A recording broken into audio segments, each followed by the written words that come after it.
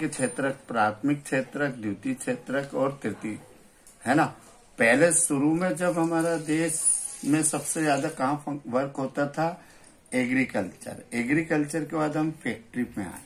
Present time में service sector में ज्यादा वर्क है। जीडीपी क्या है, मनरेगा, बिल्कुल अच्छे से पढ़ें। और इसी में खुली बेरोजगारी और प्रच्छन्न बेरोजगारी। खुली बेरोजगारी में समझाया था, व्यक्ति है ना न्यूनतम वेतन पे काम करने को तैयार है, बट उसे काम ना मिलना, इसे ओपन अनएम्प्लॉयमेंट कहते हैं। प्रच्छन्न बेरोजगारी, किसी खेत में 10 लोग काम कर रहे हैं, जरूरत 4 लोगों की है, तो 6 लोग एक्स्ट्रा काम कर रहे हैं, उससे प्रोडक्शन में कोई फर्क नहीं पड़ेगा।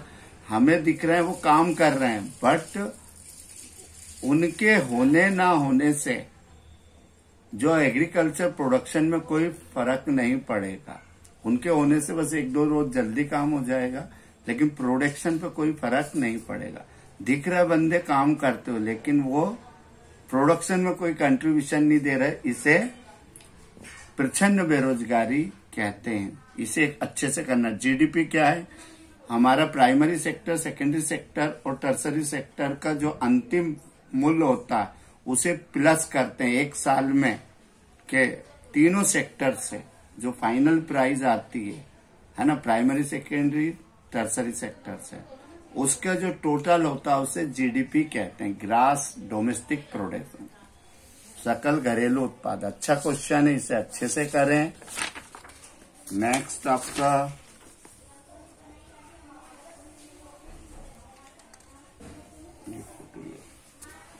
मनरेगा कानून अच्छे से पढ़ कर जाए। और इसी में रहता बेटे एक और सेक्टर आता आपका निजी, सार्वजनिक उद्योग और निजी उद्योग, तो ये अच्छे से करें। बहुत ही बढ़िया क्वेश्चन है ये आपके बोर्ड एग्जाम में। देन आफ्टर आपका मनी और क्रेडिट, बिल्कुल अच्छे से करें। मुद्रा किसे कहते हैं, रिजर्व बैंक के फंक्शन, रिजर्व बैंक के फंक्शन है ना। और ऋण की शर्तें और स्व सहायता समूह, सेल्फ हेल्प ग्रुप। और इसी में एक आएगा आपका बहुत ही अच्छा क्वेश्चन, फॉर्मल सेक्टर और इनफॉर्मल सेक्टर। ये बिल्कुल अच्छे से करना। ऋण के औपचारिक स्रोत और अनौपचारिक। औपचारिक में आरबीआई कंट्रोल करता, अनौपचारिक में आरबीआई का नियंत्रण नहीं रहता। औपचारिक स्रोत में बैंक आएंगे और कोऑपरेटिव सोसाइटी, इनका इंटरेस्ट रेट कम होता है, और अनौपचारिक में इंटरेस्ट रेट ज्यादा होता है ना। तो और देश के विकास के लिए ऋण की क्या भूमिका, ये क्वेश्चन करके जाएं, बड़ा बेहतरीन क्वेश्चन है। नेक्स्ट वन, वैश्वीकरण में आपको 2 क्वेश्चन करना। वैश्वीकरण को बढ़ावा देने वाले कारक, फैक्टर इंक्रीजिंग ग्लोबलाइजेशन और मल्टीनेशनल कंपनी। ये 2 क्वेश्चन बहुत अच्छे से करके जाएं, आपका वैश्वीकरण पूरे से अच्छा हो जाएगा। एक तो वैश्वीकरण किसे कहते हैं, जब बहुत सारे देश मिलजुल कर तीव्र गति से एकजुट हो जाते हैं, इस घटना को वैश्वीकरण कहते हैं।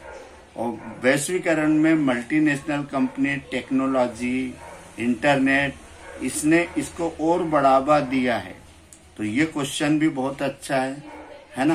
तो आप तैयार करें, आप इस चैनल से जुड़ जाएं, इस पूरा पीडीएफ वगैरह आंसर सहित सारा मिल जाएगा। Thanks for watching my video.